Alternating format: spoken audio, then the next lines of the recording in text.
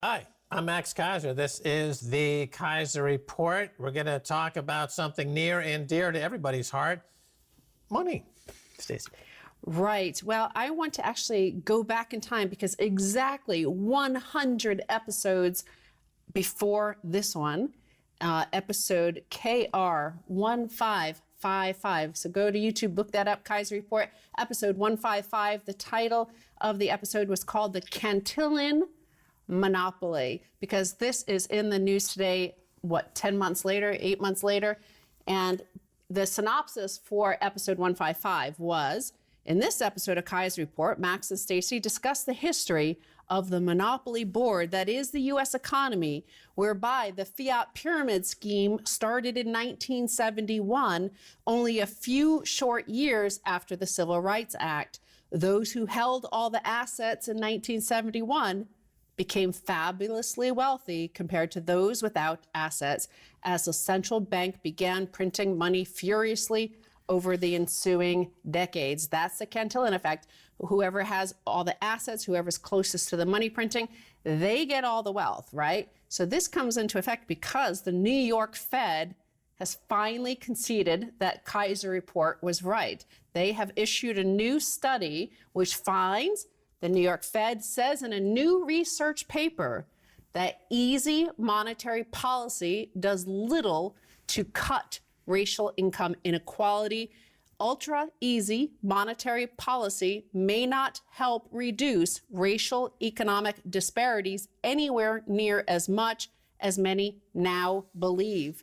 And we'll go into some of it, but in fact, it's like it doesn't help it at all. It causes the opposite. Right, that's right. Not only doesn't it not help it, but it causes racial inequality and wealth and gap inequality, because you're substituting something that was not horrible money, that is to say the US dollar pre-1971 that at least had some ostensible tie to gold, with something that was completely horrible and in the establishment's hands in ways that would mitigate the effect of the equal rights movement of the 60s.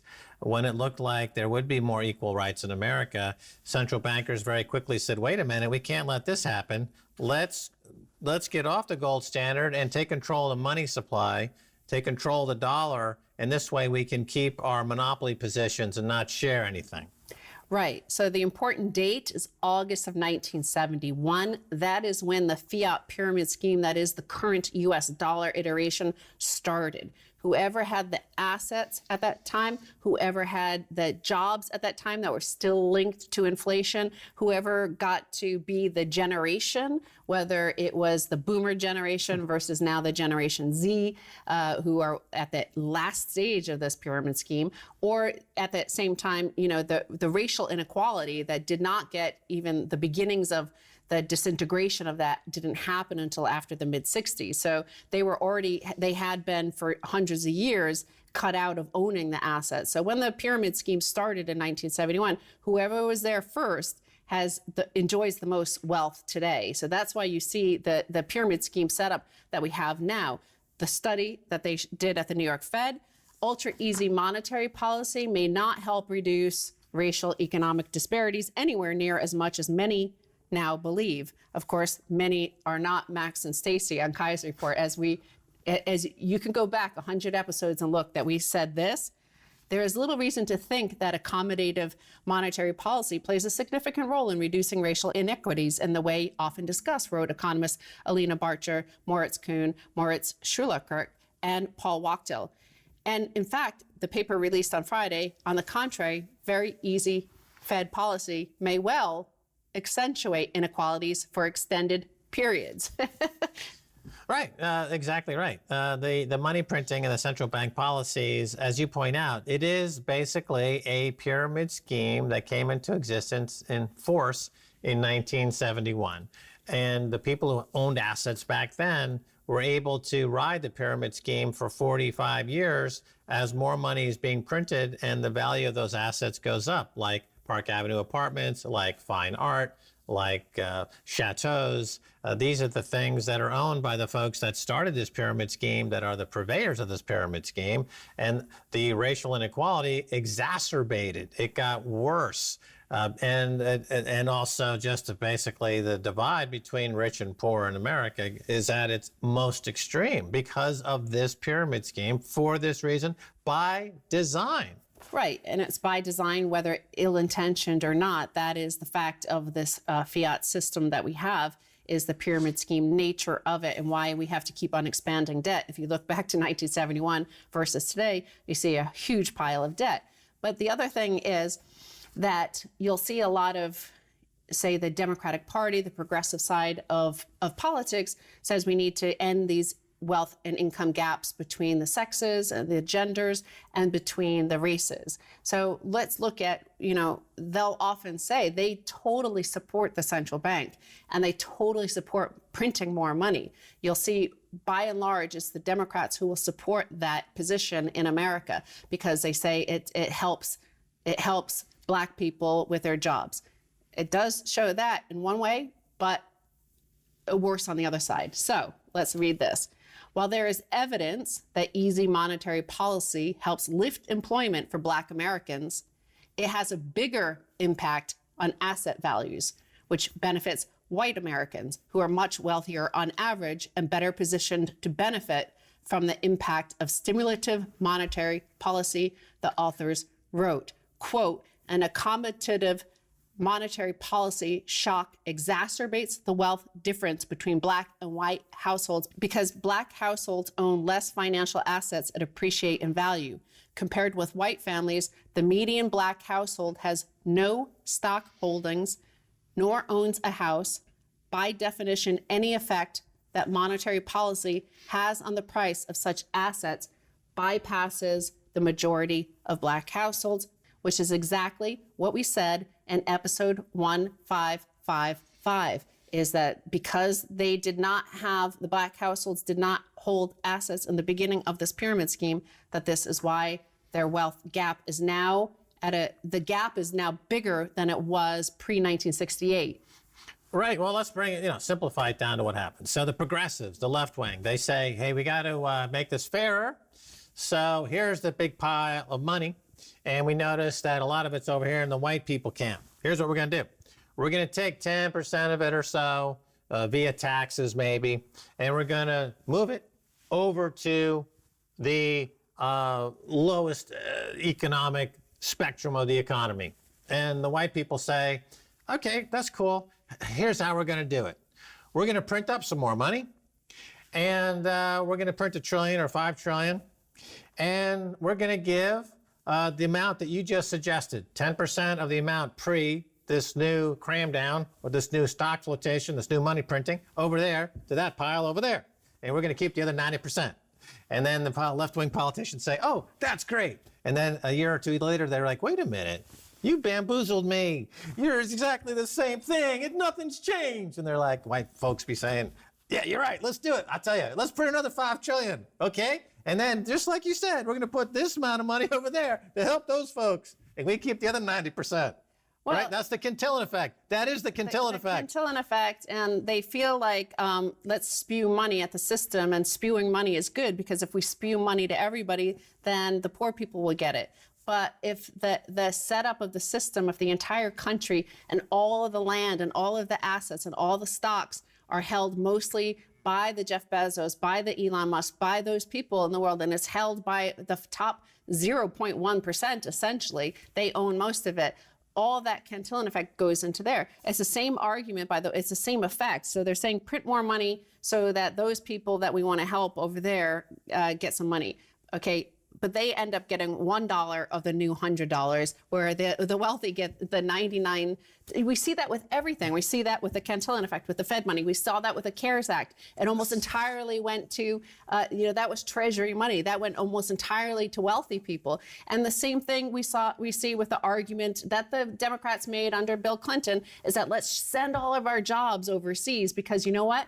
Getting Chinese people to make all these goods and services, well, it'll lower your costs at Walmart. And you don't want, you're not progressive if you don't want cheaper prices at Walmart, right? So, and yet their wages kept on going down while the asset prices kept going up. So this is the situation that Keiser Report has been covering for the past 11 years now. Right. It's exactly correct. It's a Cantillon effect. It's, the important story here is why the progressives or the left wing are failing continuously to impact any social reform that would satisfy their objectives, because they refuse to look at the money itself. Yes. They believe in the fiat money. They believe the central bank. They believe Janet Yellen. They believe Ben Bernanke. They believe Jay Powell. They believe the words coming out of their mouth. And that's the first fail. And then every single fail comes after that foundational failure to understand the money itself. When it's not backed by anything, it's just paper and only a few people control it and they get to divvy the pie. So the Cantillon effect kicks in and they keep 90 cents of every dollar they print. That's not going to change progressives ever. Okay. But, the point is as well that what we're seeing now under Biden, what will happen, what the progressives want, because the progressives are mostly, upper middle class, upper class, elite class, sort of people who live in Washington, D.C., they live in New York City, they live in San Francisco, they live in Los Angeles, they live in Chicago. And what are those places? Property bubbles, right? They have high property prices, high property taxes. And before Trump, for decades, they were able to write off their taxes. Anything above $10,000 in taxes on their property in Manhattan, they got to write it off against the federal taxes that they owed. It was very not progressive. So it was an unprogressive tax, a regressive tax, right? And now they want to bring it back in because all of these people in Manhattan who are like, oh, let's just print up some more money and give it to the people and drive up my asset price, and then I get a discount on my taxes. It's the Bono effect, right? This is the way Bono does policy as well. He himself has set up his tax arrangements, so all of his money flows to the Netherlands and Ireland and the double Dutch tax sort of sandwich thing, and they get tax discounts, but then they fly around the world getting Bill Clinton or Tony Blair and the people after them to impose higher taxes in order to help other people around the world. So this is the same thing you're seeing here, because they're not fixing the taxes. You see it in the race situation, you see it in the gender situation, and you see it in the generational thing that is now rising up. Right, and we're seeing it in this new administration big time. And they are really going down this path. So they say, you see in the headlines, the central bank's going to cure racial inequality. No! The central bank created racial inequality, and the policy of printing more is going to widen racial inequality. You've got 40 years of proof, 50. Progressives. 50. Empirical, unquestionable truth to verify that statement. And so what are you going to do? Nobody wants to give up their own wealth. That's the thing. That's what they're saying here. They don't want to give up the assets that will indeed ultimately end racial inequality. If they give some of the assets that should have been had by the other populations, whether by race, gender, or other factors that were pre-1971 discriminated against. Hallelujah. That's true. We're going to take a break, and when we come back, much more coming your way. Welcome back to the Keiser Report. I'm Max Keiser. Time now to go to Mike Maloney of goldsilver.com. Mike, welcome back. Thanks for having me, Max. It's great to be here. Sure, I should know. You were the first gold and silver dealer to get into Bitcoin. I should mention that. And unlike a lot of other folks, you saw the value proposition there. But let's get into some of these recent developments here, Mike. Your thoughts on the overall short squeeze activism triggered by Wall Street Bet's campaign against GameStop. What do you make of this? Well, it's pretty cool that they're sort of exposing the underbelly of. It's basically a corrupt system in the finance world because there's two sets of rules to play by. And if you're on the inside, you've got carte blanche to pretty much do anything you want. And on the outside, you've got handcuffs on when it comes to buying and selling. This thing with Robinhood really showed that. It's interesting. Dave Portnoy from Barstool Sports, for the first year or so of lockdown, he was celebrating his day trading gains and screaming out, stocks only go up. Now today he's mentioned he's taken almost $1 million loss because of these meme stocks seem to all go down. So there's an education here, there's a learning curve in terms of what's going on with the stock market. And as we know in the gold and silver market, it's not so much supply and demand, it's who's making the markets. It's who's in charge of the specialists that are reporting prices. Right now in the silver market, the physical silver is quoted at a price above the paper market. But this has been the story going all the way back to the Gold Antitrust Action Committee almost 20 years ago was reporting on this. Real hard evidence, the smoking gun evidence to the regulators, including the CFTC, showing massive manipulation in these markets. But so far, no action, Mike.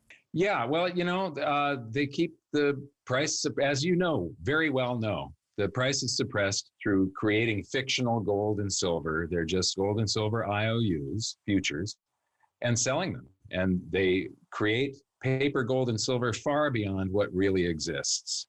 And so when you can sell more than there is, the price is going to be lower than it should be.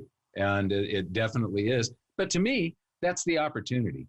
If they were perfect at suppressing the price would still be $250 like it was in the year 2000. They are slowly losing control of this, and gold and silver are finding their own price. But as a dealer, what we're seeing right now is it's very difficult to source it. And when you source it, the cost above spot is, the premiums that you pay for physical versus fictitious paper gold or silver is enormous right now. Yeah, I guess let's go back to 2010. We were talking and doing content and reporting on gold and silver. Max and Stacy launched the Crash JP Morgan Buy Silver campaign, but that was against a very specific target, JP Morgan, that was short millions of ounces of silver that they inherited through the Bear Stearns deal as part of the reorganization. That was the fallout of the global financial crisis of 2008. Silver price was driven from 15 to 50 because of that campaign. Then JP Morgan was able to get the government to allow them to sell more of these naked shorts into the market and to increase margin requirements and to engage in all kinds of financial fraud, as we know that they usually do. But that was a specific target with a specific problem. Like GameStop had a naked short position well in excess of 100% of the float. With JP Morgan in 2010 had naked shorts or short sales of silver that were probably 10 times what their entire market capitalization of the company was potentially. This idea of silver short kind of going globally, it seems like it's a tough road to hoe, Mike. It is, and they're taking on a fairly, even though the silver market is a small market, it's a minuscule market compared to gold and some other commodities, it's still a large, if you're taking on GameStop, that's just a single stock and it's not a big stock. When you're taking on something like this, you're taking on a much larger task. And a lot of people, the GameStop, these traders that are on Wall Street bets, they're mostly short-term traders looking for some huge, fast gains. And I see precious metals as a much more long-term play and a play that is it's a safe haven asset. It's a play that is going to do really well in the next crisis. And we're sort of all pretending right now like there's not going to be another crisis. And there always is. There's always a crisis around the corner. I mean, we should point out in the case of gold, and again, we've been following this for 15 years or more, it made new all-time highs against all currencies, including the US dollar, within the last 6 or 7 months. I mean, it's doing the job of maintaining purchasing power, and it does it for 15 years. It does it for 100 years. It's been doing it for 1,000 years. So if that's what you're looking for, you're going to get it with gold and silver. Now, along comes Bitcoin, and this is an interesting story. As I mentioned at the top of the show, you were right on top of Bitcoin as it came out in the early days and recognizing it had merit. What do you tell gold bugs that don't like Bitcoin? What are they missing? I see both of these as a safe haven asset. And with each consecutive crisis and with the massive debt that governments are taking on, you got to remember that all of the treasuries around the world that are sold, sovereign debt, that's considered the safe haven normally, except it's backed by the promise of future taxation. They have to tax their own populations to pay the principal and the interest on these bonds.